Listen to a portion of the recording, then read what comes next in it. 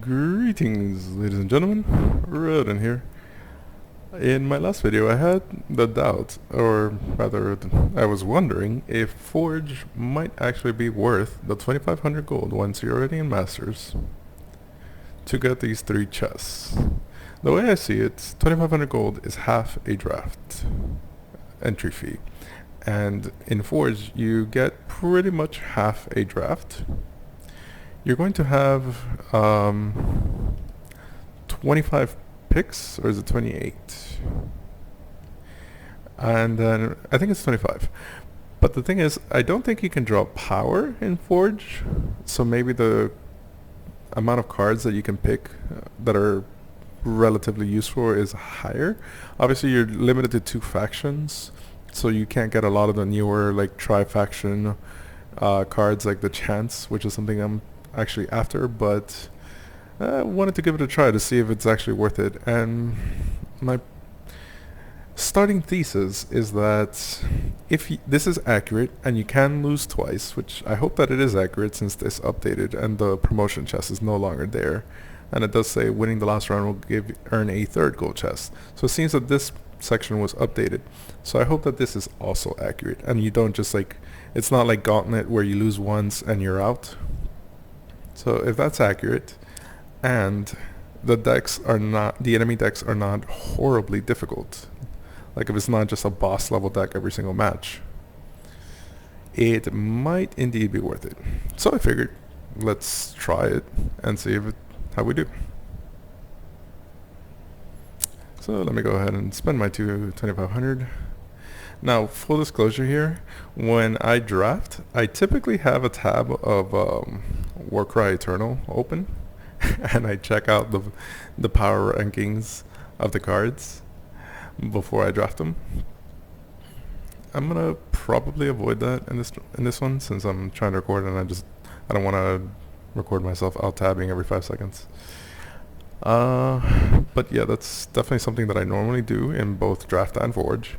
And it's something that I would recommend, especially if you're a new player and you don't have the experience of having played with all these cards before. That is definitely something I would recommend. Here, this is an interesting option. You can also right-click on a card to see how many you own. That could be a consideration, particularly for rares. If there's a draft card, if you're offered to draft a card, which is especially a rare, that you need for one of your constructed decks, I would highly advise picking it, especially if you can make it work. Like if it's not an awful card, unless you have a very specific deck built around it, it's probably a very good idea to craft it because you're saving yourself 800 shardstone. Here, I'm not really considering this card. That could be something good for constructed, but I think that the play here is either Phoenix or Ava. They can both be good. I would personally prefer Ava for my collection, but I think Phoenix might actually be stronger in this format. I want to try to build the strongest deck possible. If you can get the rewards, then it makes it much more cost effective to do more drafts or more forges. So I'm going to try to draft the best possible deck that I can, and I believe that card is Phoenix. Or the card for that is Phoenix. Now, if I pick a second faction card here, the Forge will lock me into those 2 factions. Do I want to go for Primal as my second faction? I wouldn't mind a Tainted Mark, but I wouldn't necessarily love it. A Rally is not bad. I kind of might prefer to go into Time. I think Praxis is... like if I can make a fairly aggressive Praxis deck, I think that might be a good ticket to victory. Now, that's not to say Primal would be bad. If you get offered some Brood of Aramon or whatever, the 4-cost 3/3 flyer, having a bunch of flying units is definitely a form of win condition in both Draft and Forge. I think I might hold the Rally here. Hopefully it doesn't force me into a second faction. I was able to do some amazing work in my last deck with a Fervent Siphoner. The AI is kind of dumb, and they will gladly trade with a 7-2 Siphoner. So I think that's definitely the pick here. You could consider Egg. Egg is great on turn 1. It's a pretty terrible top deck on turn 6. Siphoner is great on turn 2, and it's probably still okay on turn 6. So I would definitely prefer the Siphoner here. Makar's Blood Wolf is pretty good. I'm not crazy about the Faceless one. Having Lifesteal is always nice, and yeah, I'm going to take the Blood Wolf. These are all valid considerations. The Gaudy Showman, it's a 1 health, so it's very vulnerable to something like Varus Favor or Condemn. The AI might have those cards, especially Varus Favor if it has a Shadow deck. Blade Crafter could be good if you have weapons. As you can see, I don't have any weapons. And Makar's Evangel is just good in general. Fixing your influence and your power is very useful in both constructed and draft formats. But even in something like this where you only have 2 factions, you might have 5 power but only 1 shadow influence and not be able to play your 2 influence cards. So this can actually be very good, and it will indeed be my pick. Okay, Shugo's Hooksword is a game-winning card. Often. Burning Claw, I mean, it can be good if you can make its effect work, but I have 0 Oni right now and 0 weapons. So that would be a card where you could pick it and try to forge the rest of your deck around it, but this is just an awesome late game card. So that would give me 2 very strong late game cards with Phoenix and Hooksword. The other option, Touch of Resilience. Revenge is okay, but it's not a very proactive thing to be like, okay, you can kill my minion, but it might come back in 5 turns. The Shugo's Hooksword is the obvious choice in my opinion. The Thry Nightblade is a pretty good choice. Unity Within. I mean, it'd be valid, but right now I have absolutely no units that share any faction with each other whatsoever. Centaur Raid Leader. It could be good. It's a 5 mana 4/4 charge. That gives your next unit charge as well. I think these are both very, very viable options. A 3 mana 2/2 unblockable. That can definitely do some work, especially if you can put a weapon on it or give it some sort of buff. A weapon like Exalted, for example.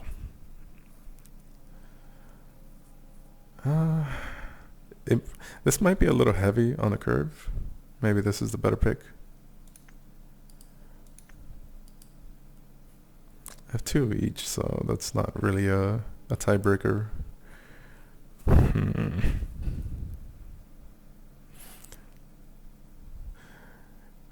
I want to go for the 3-drop, but I think the 5-drop might be stronger.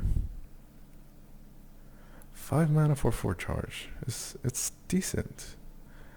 And it also gives your next thing flying. Like if you can give a Phoenix flying or something, charge. The thing is, it gets charged. So if you get any sort of recursion, that could be really good too. I want to try this one. Maybe the other one was the better pick, but if you can get recursion, especially something like by recursion I mean effects that let you bring stuff back from the dead, from the void. Things like Triumphant Return or Dark Return, Turn Back Time, stuff like that. Then Contaminated Ritual can be very good, especially if you put it on something like the Quick Draw. I forget what the heck she's called, but the 2 mana 2/1 that gets +2/+2 if it has a combat skill. She works amazingly with this, especially if you can bring it back with like an Immortalized, give her Exalted on top of that, and you just make like a 5/3 Exalted flying lifesteal. It's crazy. Obviously she gets destroyed by silence, but if they don't have silence, the enemy's in a whole lot of trouble if you can pull off a combo like that. But we have exactly no other parts of the combo, so I don't think that's the right pick here. Devourer is okay. It's very good if you have ample sacrifice targets, of which I have none right now. So I'm also missing a 4. I think I'll take the bouncer. He's not a great card, but it's okay.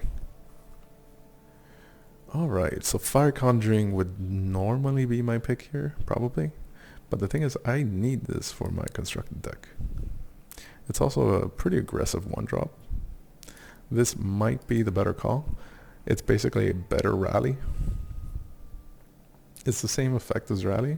It requires 1 more influence, but if you decimate, you can draw a card.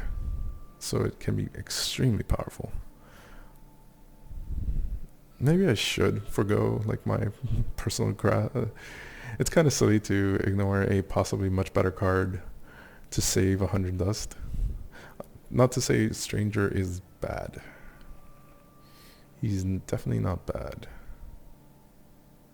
But I don't have any Strangers right now, so at this very moment, this is just a 1 mana 2/1, which is okay, but it's probably not as good as Fire Conjuring. If I draft more Strangers later, though, these could be better. Alright, I'm going to keep my eyes out for Strangers. I'm going to grab the Stranger. Maybe this is a mistake. It might be better to just pick the Fire Conjuring. Okay, so this gives me a bit of discard synergy, which I do have the Siphoner. It's not exactly active synergy. The 3 mana 3/3 that discards cards from both you and your opponent the turn you play is much better than this. But this could work. The other option is March Dragon, which March Dragon is very nice. It can definitely be something that saves you from a certain death. This is not quite anything like that. It does have play value, but I think I'm going to grab the dragon. And from this point forward, I'm going to try to avoid going too heavy on the picks. I have very heavy cards. Fanatical Stranger is good, and it synergizes with my Ruthless Stranger, but I do believe Granite Acolyte is just better. If I had more Strangers, maybe this would be better. But I do believe the Granite Acolyte is just better. She also combos very well with the Makar Evangel. If you make this a 4/2 quick draw, that is very difficult to block. It basically demands a removal spell from the opponent. Dark Betrayal is okay, just very slow, and I already have very good, very heavy cards. Grenadier, pay 1 and sacrifice to kill an enemy attachment. I don't like that very much. Enemy of unit can't block this turn if it's time or justice. Kill it. I think Edict is the choice here. This is probably something you would run in your market instead of your main deck with like a condemned market. But I do think it's better than the other 2 options. Ooh, hey, this is that 3 mana 3/3 that I was talking about that combos extremely well with the Siphoner. These 2 cards are okay. They definitely have their uses. They would be... I mean, I like this one more in a sort of Machinations deck, the one you revive a 1/2 and a 3-drop. But I wouldn't necessarily pick it here. I still don't have any recursion whatsoever. This is a solid card. I actually run this in my Expedition constructed deck. So it's definitely a fine pick, but this is better. Especially because I already have a Fervent Siphoner.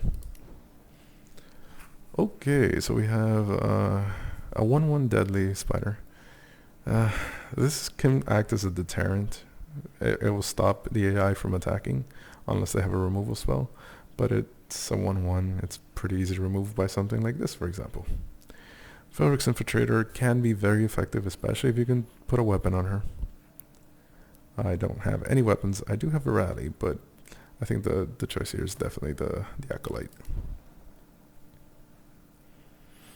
Okay, so we have another Checking Grenadin and a Blade Crafter or a Seek Power.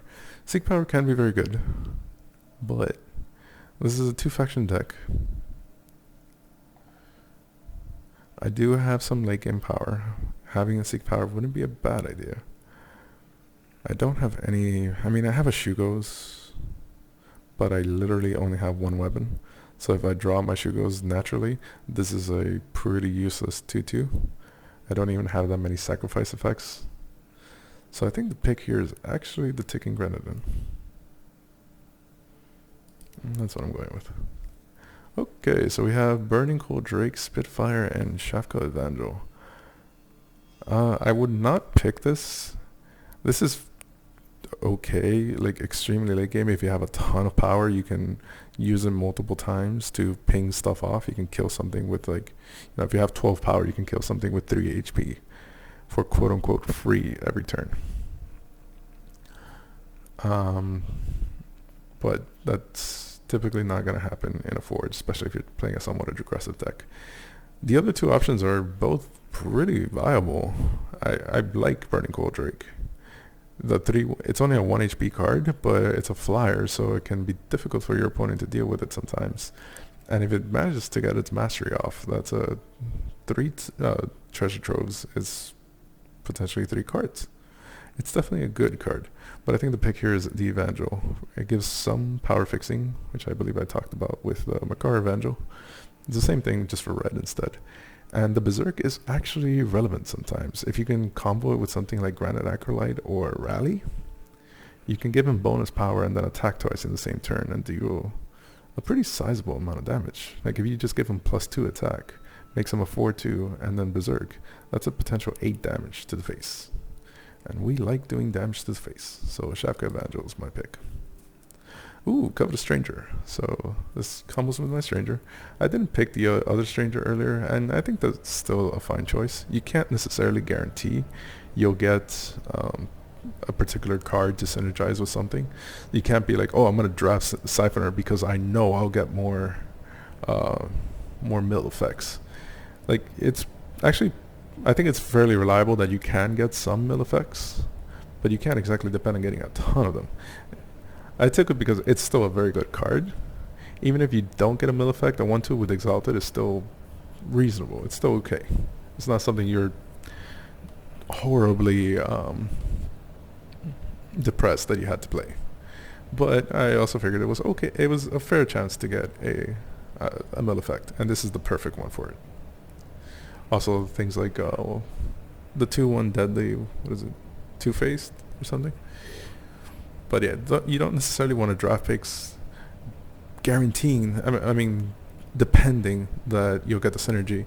But you want to pick cards that are okay if you get the synergy. I mean, they're okay if you don't get the synergy, but they get better as you get more synergy. So Rules of Stranger was okay pick. The other one was still better, but as I said, I needed this for Constructed. I was just being cheap. I didn't want to spend the dust. But yeah, Covetous Stranger is definitely the pick here. Even if I didn't have any other Strangers, I think that's still the pick. A 2-1, if I'm going to take a 2-1, I would prefer one that gives me treasure chests and draw cards rather than just a charge. This is often just, okay, you dealt 2 damage to the face and now you only have a 2-1.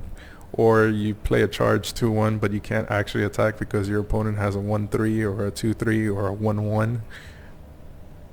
So this is generally much better. This thing... excuse me. I am low on the 4 drops, but I don't necessarily mind that, and I'm low on the 2 drops, and that's far more important. I think this is the pretty obvious choice. I'm not crazy about this card in general, even if I desperately needed a 4 drop for some reason. My voice is barely going. Sorry. Even if I felt like I desperately needed a 4 drop, I don't think this is a very good one. Like, he'll potentially trade with something with 4 HP if it blocks him, or he could kill something else with 2 HP, but I think having an actual 4-4 is much better than having a 2-2 with an Entomb effect. So anyway, this is definitely my pick.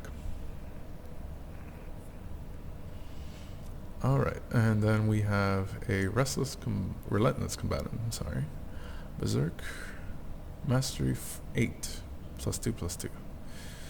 This is kind of the same situation we were just talking about with the 4 mana 2/2 that has some sort of effect.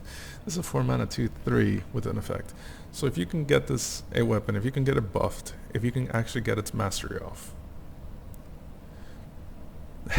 The thing is, even if you get its mastery off, it's a 4 mana 4/5, which is good, especially with the Berserk effect, but that's assuming that you get its mastery off. And it's only good if you manage to get a mastery 8. This thing would have to attack 4 times or be buffed. We do have a couple of buff effects with the Rally and the Granite Acolyte, but that's not something I would depend on. The Entranced Cultist it can be good, especially if you have a lot of, I think it's like Quick Draw, Deadeye, or something like that. The 2 mana 2/1 where if you give it a battle skill, it gets +2/+2. She's great with this thing because you give her Quick Draw and it becomes a 4/3 with Quick Draw. That is very strong, especially if you have recursion effects like Immortalize or something to that effect. She can be that's a very good combo, but I don't have any of those, and I don't think she's particularly great with, I mean, giving something Quick Draw is still good. Like if you have a 5 mana 4/4 charge and Quick Draw, that's much stronger, but it's a janky card, I think, and this is just pretty good. Lifesteal is always welcome. If you can get it buffed, I mean, a 3 mana 2/3 is not great, but with lifesteal, it's okay. It's okay. And if you can give it the +2/+2, a 3 mana 4/5 with lifesteal is amazing. So this is going to be my pick for sure. All right, so we have a 4 mana 5/2. Not a big fan of this card. You can look at this as, well, it might trade up with a higher cost card that has 5 health, but the more likely situation is that it trades down to a 2/2 with 2 attack and 2 health because it only has 2 health. I'm not a very big fan of the stat line. Bladecrafter, I already spoke about her earlier, still only have 1 weapon, still not worth picking her. Bear's Favor is definitely going to be my pick. Gives us fixing. The ability to do 1 damage is actually very valuable sometimes. There are a lot of cards that have 1 health, and they're very annoying if you cannot deal with them. Also the Burning Core Drake that I saw earlier. But if you have a Bear's Favor, you smile every time your opponent plays a 1 health card. And it also helps you get your power. Okay, this is actually a pretty good pack, a pretty good offering. Honestly, there are arguments to be made for all 3 of these cards. The Kindling Carver is a very good card if you have sacrifices for it. I don't think I have a lot of sacrifices. I have some I wouldn't mind feeding to the Carver. It's definitely not a bad card. I don't think I have the right deck for it. Let me rephrase that. It can be an excellent card if you have the right deck for it. It can be okay if you don't. I don't have it, so it would still be an okay card. If it was against inferior options, I would probably still pick it. But the thing is, I like both of these cards. So the Sadistic Glee is actually very good. Mill is actually pretty legit against the AI in Forge because it's a 45 card format, or is it even less? It might be a 40 card format actually. Yeah, I think it's a 40 card format because you get 15 power, I think, and then 25 cards. So being able to discard 2 cards for each of your units. If you have like 4 units, when you play him, he counts himself. That's a 10 card discard. You're making your opponent dump a 1/4 of his entire deck with 1 card. That is very strong. Do not underestimate that in Forge. And it's also just a big body 6 mana 5/5. The thing is, I already have some pretty heavy cards. I'm actually leaning towards the Dread Hellkite. I like this card in general. It's a 4 mana 4/3 flyer. The deadly, it can sometimes be relevant. It's typically not something the opponent will want to block unless they have some 3 attack flyer of their own, and they'll be happy to trade for it. It cannot block, so this can get you in trouble sometimes. If you're on the defensive, this card will not help you. This card will possibly get you killed if that's the only play that you have. But if you're on the aggressive side, this card is amazing because your opponent places a blocker. You say no thank you blocker, no blocking. And then you can get your lifesteal mastery through. You can get your infiltrates through, which I don't think I have any, but you can just get your damage through and hit the face. I'm definitely a fan of this card. I actually do want it for some of the constructed infiltrate decks that I'm playing around with. So this will be my pick. But the others are definitely viable options. Even in this very deck, there's definitely an argument to be made for this one. I think if I didn't have so many, and I do consider having like 4 or 5 plus drops, so many in this format. If I didn't have those cards, I would maybe lean more towards a sadistic lead. I might still pick the Hellkite, but in this situation, I think the Hellkite is perfect for my deck. I think it is exactly what I need, and I also need it for my constructed, so that's definitely going to be my pick. I do need this one, but I don't think I would actually use him in a constructed deck. I eventually want to build a mill deck, but not right now. This I have immediate use for, and it is perfect for this deck, so that is my obvious choice.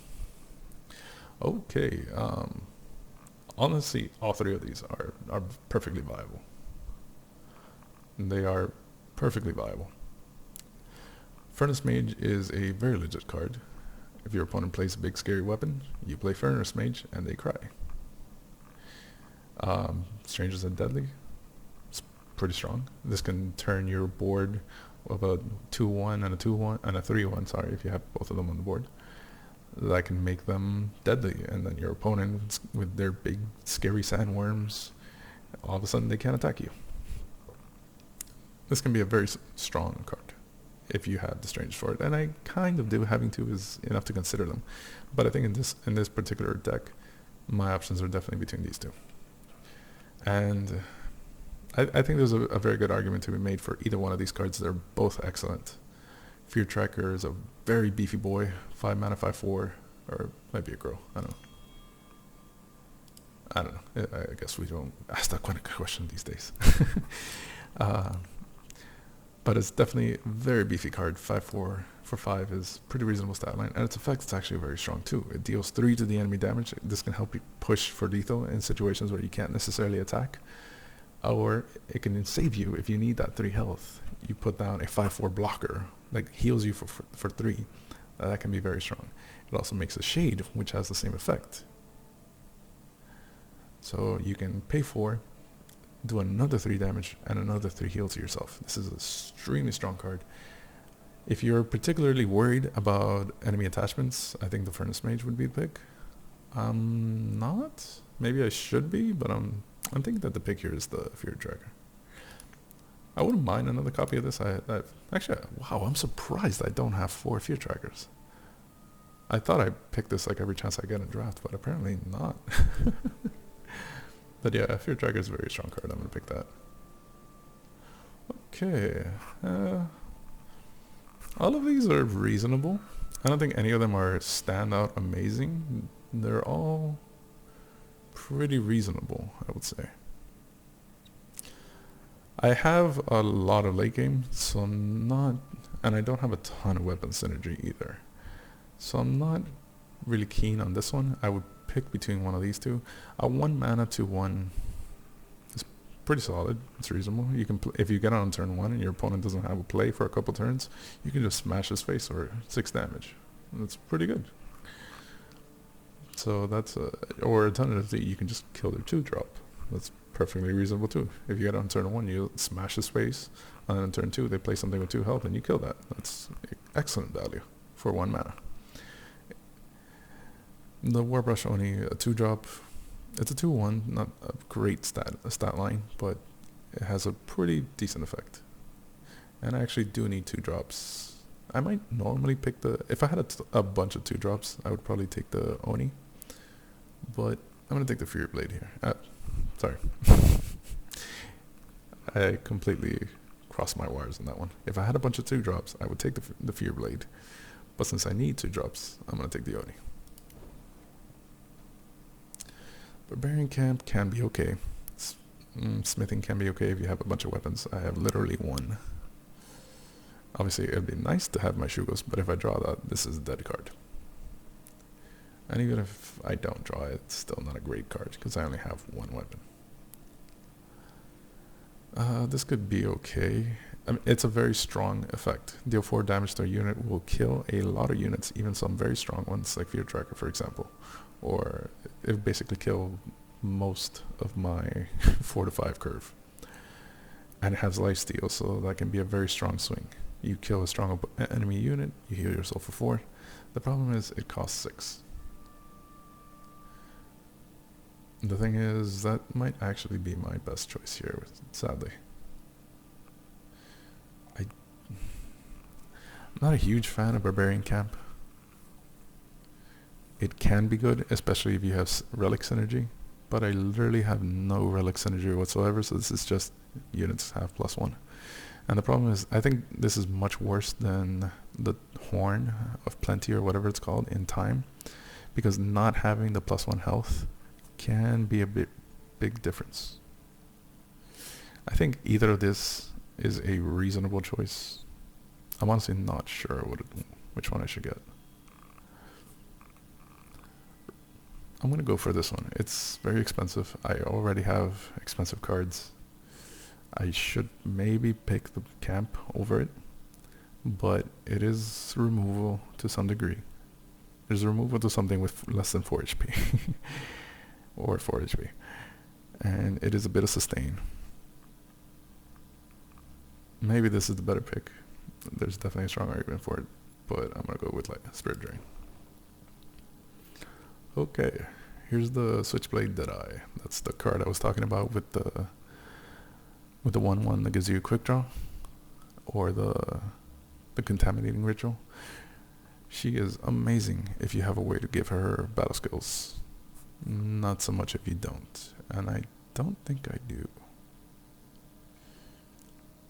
I can give her charge if she happens to be the next card in my deck. And that is about it. So, yeah. This can be an amazing card if you have the synergy for it, if you have the battle skills, if you have recursion, if you can bring her back from the dead. She's amazing just with Immortalize, because you bring her back from the dead as an Exalted, and then she's a 4/3 Exalted for 2 mana. That's amazing. But I don't have that. I don't have any synergy with her, so I'm not going to pick her. The Wisp is a good card. It is a 1/1 for 2 that draws you a card. It's a good card, especially if you have synergy with Sacrifice, or if you have like a Devour or a Naid's Faithful. If you have some sort of Sacrifice synergy, this can be very good. But this card is generally pretty solid on its own, and it's amazing with Fervent Cipher. So that's going to be my pick. Okay. Total Pioneer, I used to need for my constructed deck, so that might have been my pick, even though I don't think it's necessarily the pick for this deck. I have only one way of drawing a card. That can still happen. It's only a 40 card format, so those cards will see each other sometimes. But I don't think it's the pick. These other cards are both very good, but they're very expensive.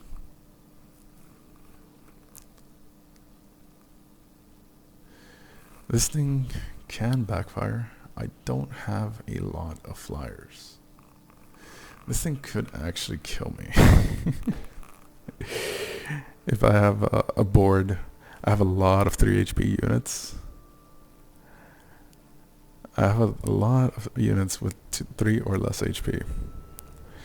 And not a lot of flyers. This thing could backfire hilariously. But this thing is so expensive. 8 mana cost with a 4 fire influence. It is very strong. Deal 5 damage to 2 enemies. And it's a 10/5. Very strong. But oh, so very expensive.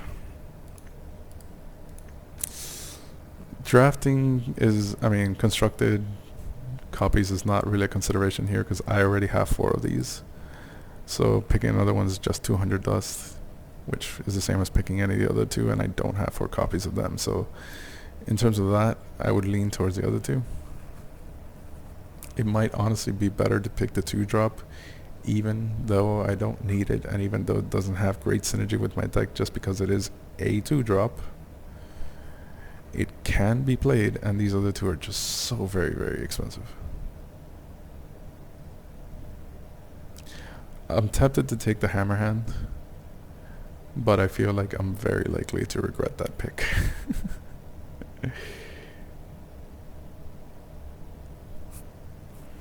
This is also, like, it's amazing if you can get the draw card synergy, but even if you don't pay 4 to give something 4 attack and overwhelm, that can be something. It's tough. I honestly don't know what to pick. I think this card would kill me. With this deck, I think this card would kill me. I have so many 3 health units. The most likely situation is I'm sitting on a board where I don't want to play this card, and it's maybe the only thing in my hand, and I just don't want to play it because it will just destroy me. Also, if you're facing against flyers and you have a bunch of ground units with 3 HP, this card is like a concede button. You hit the concede button when you play this card. So it can be amazing if you have the deck for it. If you're the one with a bunch of flyers, then it's amazing. But I'm not. This thing could be very amazing, but it's just so very, very expensive. I think the pick here is Total Pioneer. I'm going to go with the Total Pioneer, even though I don't need it.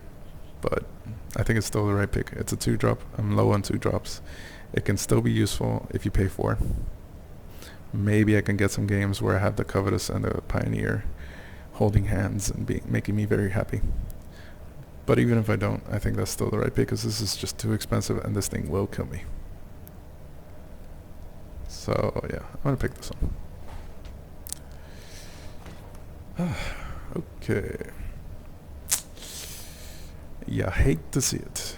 So this tells you that I just drafted 19 cards that I already had 4 copies of. So that's not exactly awesome. I mean, 222 dust is reasonable, don't get me wrong. But yeah, that's not exactly ideal. But I do think we have a strong deck, and maybe that's what matters. Let's see how strong our opponent's decks are. I should maybe split this up into different parts.